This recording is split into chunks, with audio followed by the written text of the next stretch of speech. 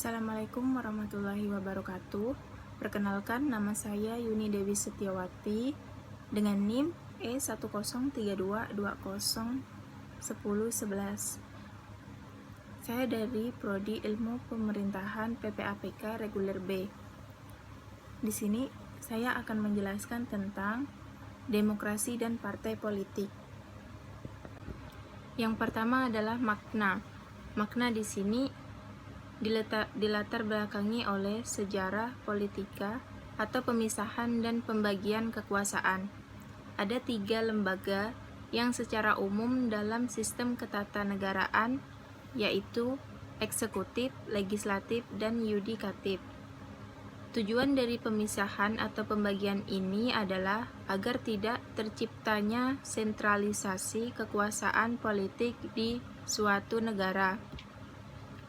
Selain itu, makna eksekutif itu sendiri adalah lembaga yang menjalankan pemerintahan, biasanya terdiri atas presiden atau perdana menteri bersama kabinetnya beserta unsur pendukungnya.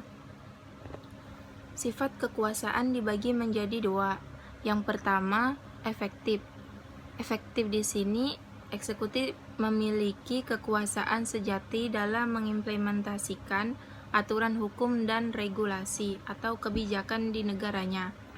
Sifat kekuasaan ini dibagi 2 secara individu, misalnya Presiden USA, Perdana Menteri Inggris, dan secara kolektif Kabinet Inggris atau Kabinet Jepang. Yang kedua, simbolik. Eksekutif hanya memiliki kekuasaan simbolik di negaranya. Contoh, secara individu Ratu Inggris, Kaisar Jepang, secara kolektif keluarga di kerajaan Inggris. Yang ketiga adalah fungsi. Fungsi di sini dibagi menjadi 2 fungsi utama lembaga eksekutif. Yang pertama, sebagai kepala negara. Sebagai kepala negara ini berfungsi sebagai formal atau fungsi simbolik. Sebagai contoh, dalam pertemuan di G30 SPKI atau pertemuan kepala negara lain sebagai perwakilan negara Indonesia. Yang kedua, sebagai kepala kepemerintahan. Fungsi ini menjalankan dan memimpin birokrasi pemerintahan serta pelaksana kebijakan. Eksekutif ini di berbagai negara ada yang berpisah dan ada juga yang bersatu. Fungsi lembaga eksekutif menurut Hayward dikemukakan tahun 2013. Dibagi menjadi 5. Yang pertama, seremonial atau pimpinan harus hadir dalam acara. Yang kedua, kontrol pembuatan kebijakan atau DPR Presiden. Kedua fungsi ini juga mengatur pembuatan kebijakan ditetapkan oleh DPR namun harus dapat persetujuan dari Presiden. Yang ketiga, kepemimpinan populer atau popular leadership. Maksudnya harus mampu menampung keluh kesah dari masyarakat dan harus mampu mendengarkan suara-suara rakyat. Yang keempat, kepemimpinan birokrasi. Maksudnya di sini adalah target atau kegiatan yang harus dijalankan dalam jangka waktu. Yang kelima, respon terhadap krisis. Harus cepat tanggap. Jadi seorang presiden misalnya ada masalah COVID-19 harus bisa memikirkan jalan keluar dari masalah itu sendiri.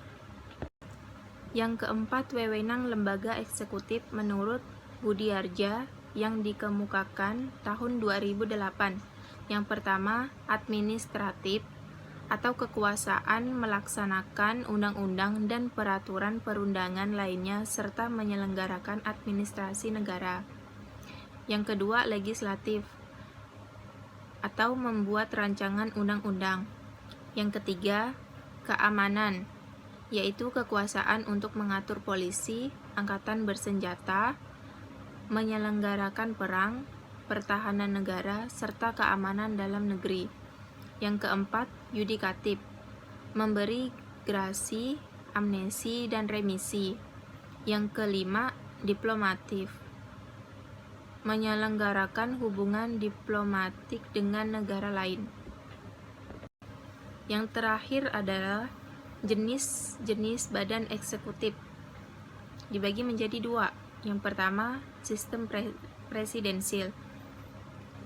Di dalamnya terdapat 5 macam, yaitu yang pertama dipimpin oleh presiden, yang kedua kabinet bertanggung jawab pada presiden, yang ketiga office term dalam arti adanya kepastian waktu memegang jabatan, yang keempat pemisahan jabatan.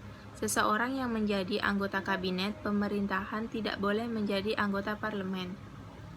Yang kedua, check and balance, atau masing-masing lembaga pemerintahan dapat saling mengontrol dan tidak dapat saling menjatuhkan. Yang kedua, sistem parlementer dibagi menjadi 5. Yang pertama dipimpin oleh Perdana Menteri, yang kedua kabinet bertanggung jawab pada parlemen, yang ketiga penggabungan jabatan atau anggota berakal dari parlemen, yang keempat supremasi parlemen, yang ketiga jabatan lebih tidak pasti. Sekian yang dapat saya sampaikan mengenai lembaga eksekutif. Kurang lebihnya saya mohon maaf. Wassalamualaikum warahmatullahi wabarakatuh.